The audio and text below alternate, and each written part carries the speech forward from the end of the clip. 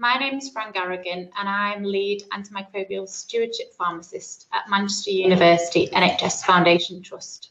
And I'm going to present to you today about our AMS change project. And this was applying behaviour change techniques to antimicrobial stewardship.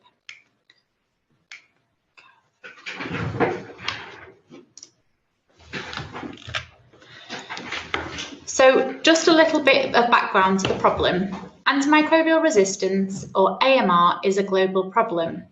And AMR infections are estimated to cause up to 700,000 deaths each year globally.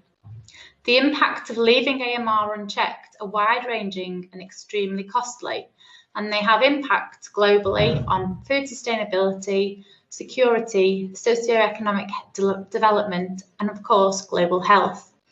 It's estimated that an extra 28 million people could be forced into poverty by 2050 if it's not contained. In Manchester in particular, we have our own resistance issues, and unfortunately, we have a national reputation for the wrong reasons. Antimicrobial stewardship is a coordinated programme to promote and monitor the judicious use of antimicrobials. So now I've given you a bit of a definition about, what my job is. I'll go on to what the problem is. So the problem is we've been talking about the same thing for a long time. We've been thinking the same way and we've been reaching the same old results, and these results aren't good enough. And again, we go and talk to lots of people in our organisation and across Manchester, and really the message back is this is just the same old thing, we've been saying. And really we needed to think about a different way to do things. And that was where the AMS change was born.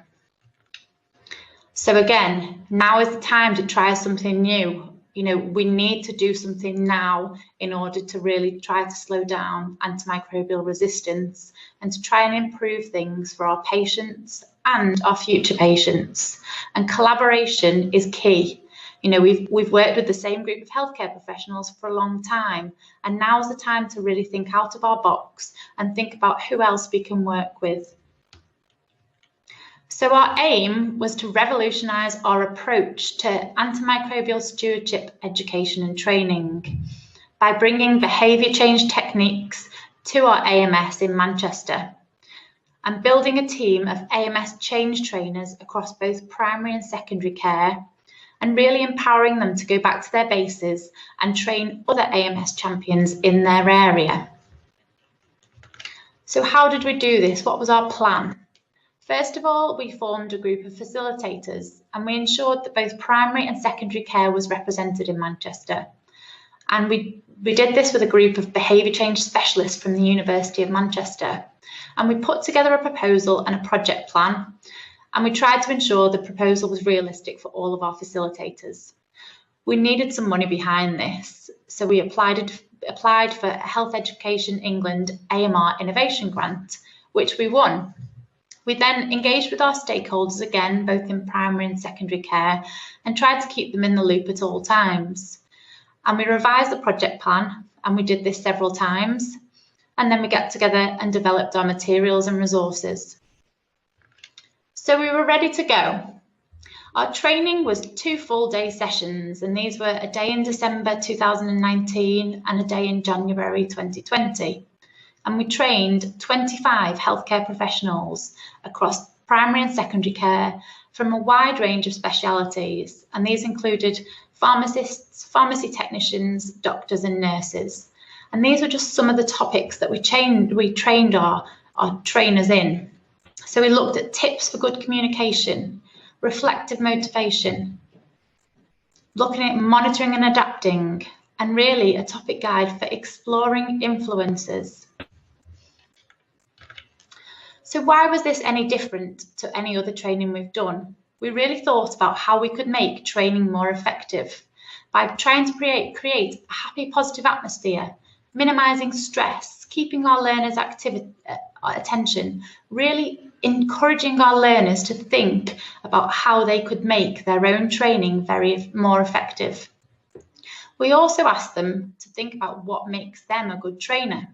and we did an activity around animals and really thinking about qualities of different animals and how we could bring training into these qualities and what animal makes a good trainer. Really trying to do things differently with our trainers. One of the big focuses was the art of communication and really trying to get our trainers to speak to each other, to try different methods of communication and really trying to, expand the way they communicate through different styles. And these are some of our trainers that we trained. So the benefits, we now have a team of trainers across Manchester who are all singing from the same hymn sheet, and they are really empowered to make a difference in their areas. But we had a little setback called COVID-19, which we all know about and I won't talk about more. So unfortunately, inappropriate use of antimicrobials didn't improve during the first wave. In fact, it got worse. So we really needed to refocus and think about how we can apply our AMS change techniques now during a pandemic. So we've had a new plan. We've reconnected with our trainers. We've split our training into bite-sized chunks and we've made them applicable to local problems. And again, we've gone back to our stakeholders and re-engaged. Our measures, feedback from the training, our trainers should be reporting back on their training, and obviously we're reporting back to Health Education England and MFT. We're lucky that our training has also been rolled out by the Royal Pharmaceutical Society and has been used for AMS training in both Uganda and Ghana. Our resources really were time, the time of our facilitators and our trainers. And the learning, really reflecting on our learning, collaboration is essential for a project like this, and we need to try and use the skills of our team. Plan ahead and don't be afraid to reevaluate and perhaps admit that your plans were overambitious.